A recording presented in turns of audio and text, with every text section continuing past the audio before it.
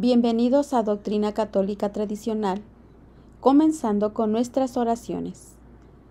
Pater noster qui es in celis, sanctificetur nomen tuum, adveniat regnum tuum, fiat voluntas tua, sicut in cielo et in terra. Panem nostrum quotidiano da nobis hodie, et dimitti nobis debita nostra, sicut et nos dimittimus debitoribus nostres, et ne nos inducas in tentationem, sed liberanos a malo. Amén. Ave María, gracia plena, Dominus tecum, benedicta tu in mulieribus, et benedictus fructus ventris tui, Iesus. Sancta María, Mater Dei, ora pro nobis peccatoribus, nunc et in hora mortis nostre. Amén. Sancte Micael Arcangele, defendenos in praelio, contra nequitiam en insidias diaboli, esto presidium. Imperet illi Deus, supplices deprecamur, tuque princeps milicia celestis, Satana maliosque spiritus malignos, qui ad perditionem animarum pervagantur in mundo, divina virtute in infernum detruit. Amén. Cor Iesus sacratitium, miserere nobis. La experiencia espiritual de Lutero, enemigo de la gracia de Cristo, enemigo de la Iglesia Católica. Es el tema que vamos a estar analizando, que estudiaremos a la luz de la sana doctrina católica. Recordemos que hace algunos años el Papa Francisco nos invitaba el pasado 31 de octubre en la Catedral Luterana de Lund a conmemorar, entre comillas, la experiencia espiritual de Martín Lutero, con motivo del 5º centenario en el año 2017, es decir, hace 500 años aproximadamente, de la fijación de sus 95 tesis en las puertas de una iglesia de Wittenberg. Este acto público suele considerarse como el comienzo de la supuesta pero falsa reforma, ya que en realidad fue una revolución total, una destrucción de la verdadera fe y una apostasía y rebeldía contra nuestro Señor y contra su Santa Iglesia. Recordemos pues dicha experiencia, pero no para, entre comillas, una vez más, no para contar esa historia de manera diferente, según el deseo del Papa, sino para contarla tal como fue en realidad, esto es, como la experiencia espiritual de un verdadero heresiarca, de un verdadero hereje.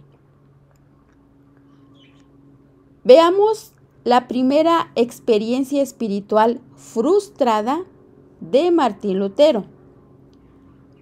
Martín Lutero nació en 1483 de una familia cristiana y desde muy temprano se sintió atraído por la religión y el trato con Dios, y más tarde por la teología. Su padre deseaba que estudiara Derecho, pero él decidió hacerse monje y entró en la Orden Agustina en 1505. Fue ordenado sacerdote para el año 1507. Obtuvo el doctorado en teología en 1512. A partir de esta fecha, su vida sería la de un enseñante y un predicador. Al inicio fue Martín un monje piadoso y celoso, dotado de un temperamento rico y apasionado, propio de los grandes hombres cuando lo ponen al servicio de la verdad y del bien. Se sintió también expuesto, por razón de él mismo, a fuertes tentaciones contra la castidad, atractivo por la buena mesa, propensión a la ira, espíritu de independencia e inclinación al orgullo.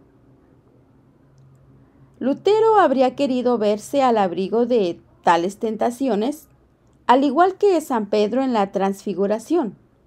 Desearía haber llegado ya a la vida celestial, haberse revestido de Cristo, encontrarse ya desde ahora en un estado de perfecta rectitud que no pertenece a esta vida terrena, salvo casos muy excepcionales. Empezó a invadirle la obsesión por la certeza de su salvación. Y como las tentaciones seguían importunándolo, creando en él un sentimiento de culpabilidad, acabó desesperado en cierto modo de la vida cristiana, de la eficacia de la gracia y de los medios ordinarios para recibirla y conservarla, es decir, sacramentos, oraciones, ayunos, etc. Enseguida, estimado oyente, veamos ahora su segunda experiencia espiritual herética de Martín Lutero, es decir, respecto a la herejía.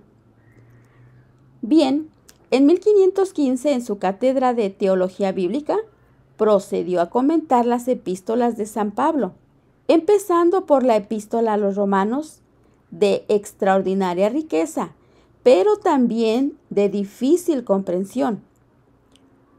Y a partir de lo que él creía entender del texto, ateniéndose únicamente a su sentir propio y sin referirse a la tradición eclesiástica, en función de su problema interior, empezó a hacerse una pregunta. ¿Puedo salvarme aún sintiendo en mí tantas tentaciones?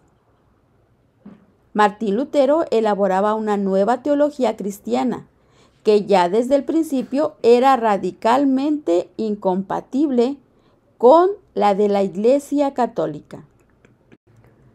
Estimado oyente, estimado hermano católico, en efecto, según nosotros lo que conocemos y creemos de la doctrina católica, el hombre que acepta la revelación divina por la fe y que, movido por la esperanza de la salvación divina, quiere arrepentirse de sus pecados y volverse hacia Dios en virtud de los méritos de Cristo, obtiene por la gracia que sus pecados le sean perdonados y que su alma sea regenerada y santificada, de modo a hacerse, según la expresión de San Pedro, partícipe de la naturaleza divina.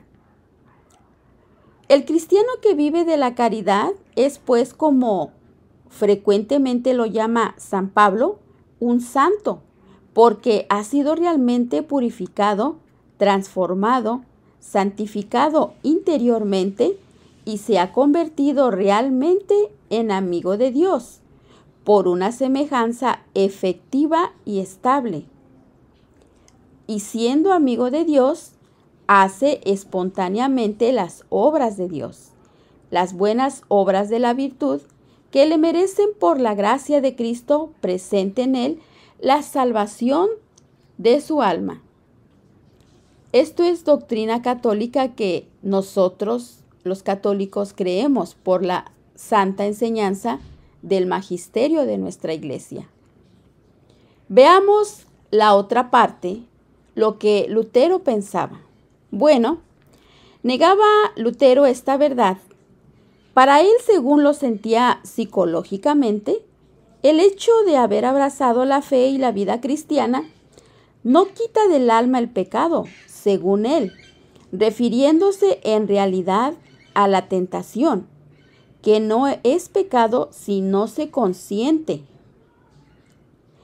Para Lutero, el cristiano sigue siendo de hecho pecador y enemigo de Dios, y su alma sigue estando totalmente corrompida.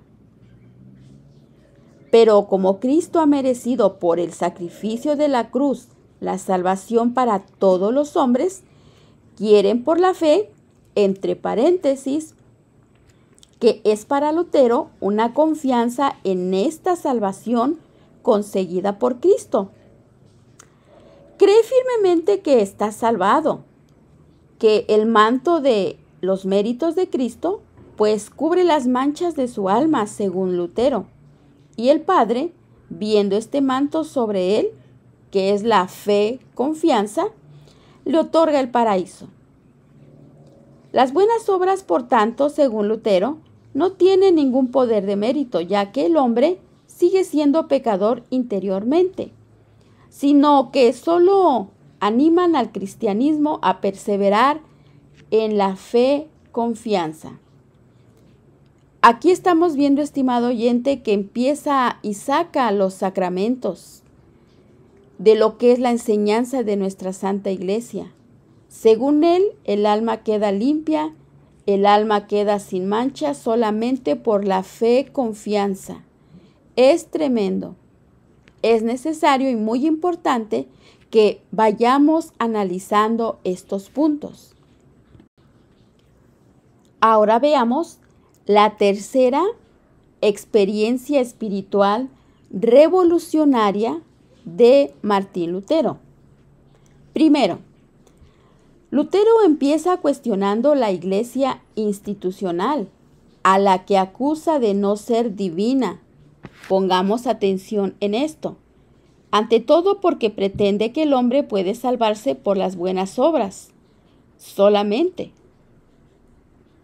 Segundo, este rechazo de la iglesia justifica el sistema luterano, al que se le pudiera reprochar de inventarse un nuevo evangelio, según su espíritu propio, realizando así la definición misma del hereje. Pero puesto que la iglesia misma, decía Lutero, ha traicionado la verdad del evangelio, es lógico y necesario que Lutero, por un libre examen de la Escritura, encuentre esta verdad y la transmita al pueblo de Dios, extraviado de una jerarquía ilegítima. Tremendo esto.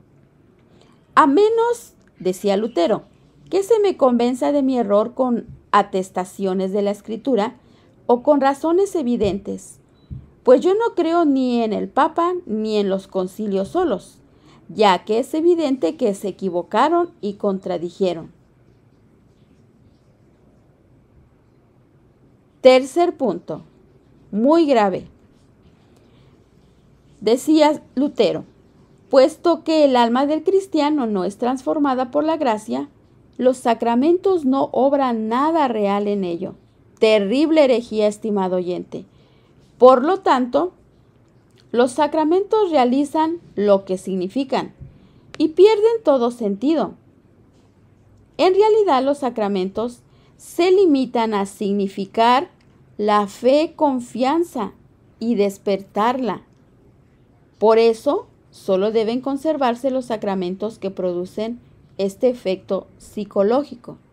Es decir, estimado oyente, aquí observamos que Lutero sacaba la gracia de los sacramentos y los sacramentos en sí.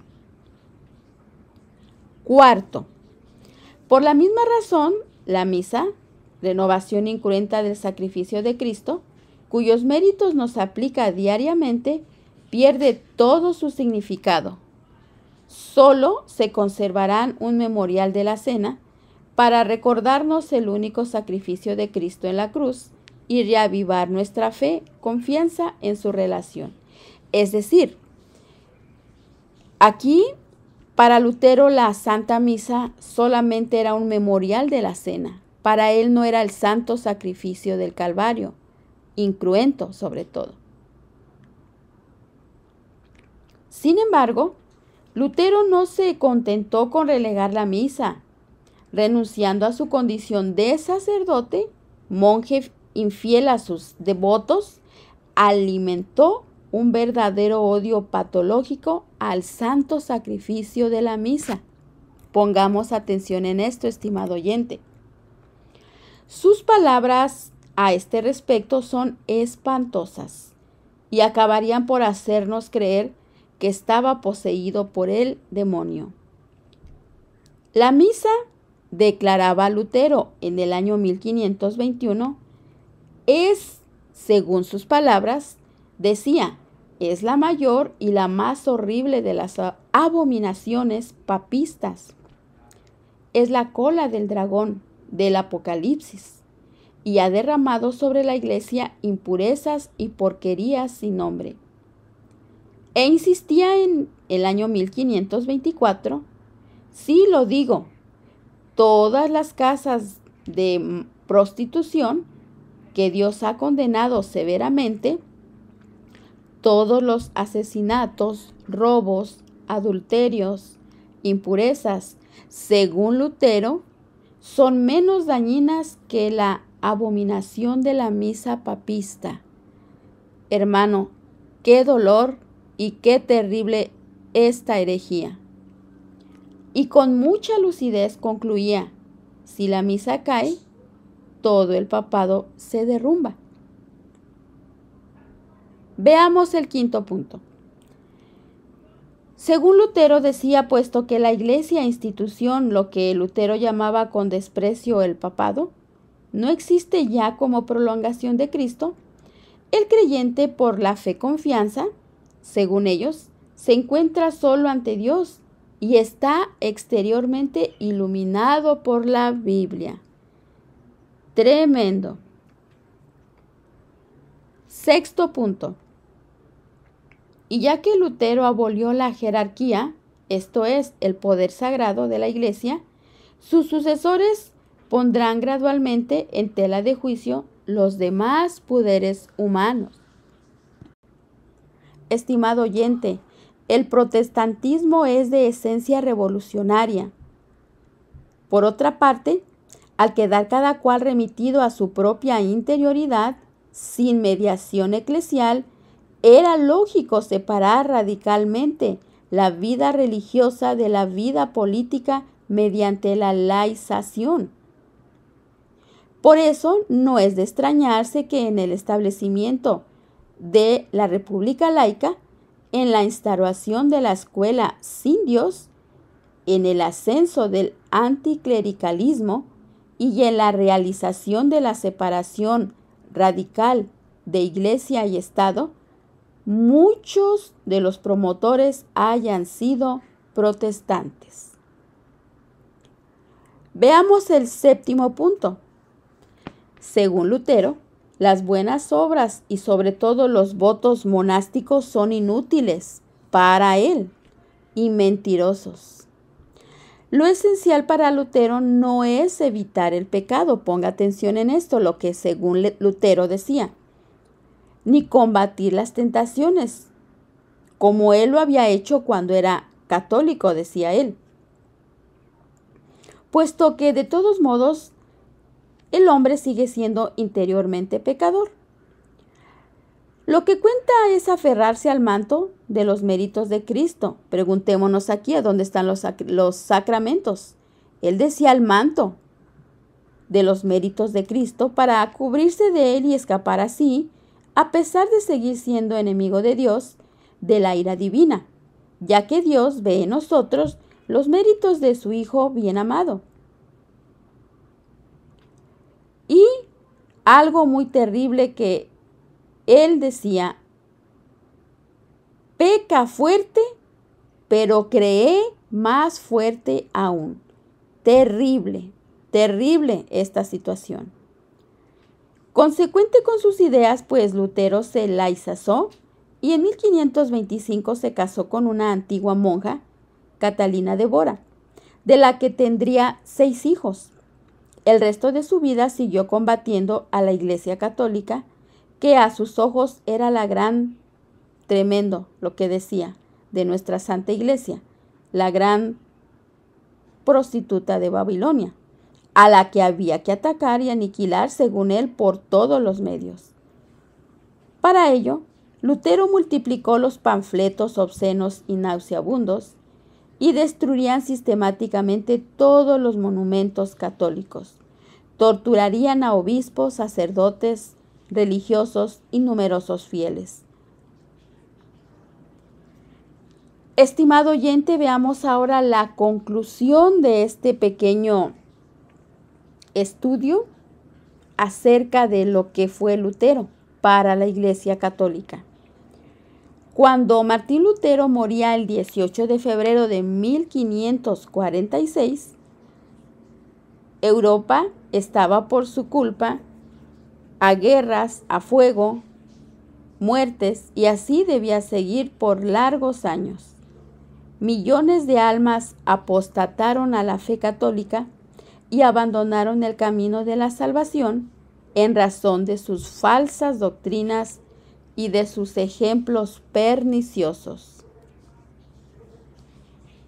Y por mucho que la Iglesia en los años siguientes, nuestra Iglesia católica, mostrase una magnífica renovación gracias a una pléyade de santos y el gran movimiento reformador, cuyo símbolo es el Concilio de Trento, por mucho que lograse atraer numerosos pueblos a la fe, gracias a un espléndido trabajo misionero, aún así, por desgracia, naciones enteras enceguecidas adoptarían los errores y mentiras del antiguo monje agustino y no volverían a la verdad salvífica.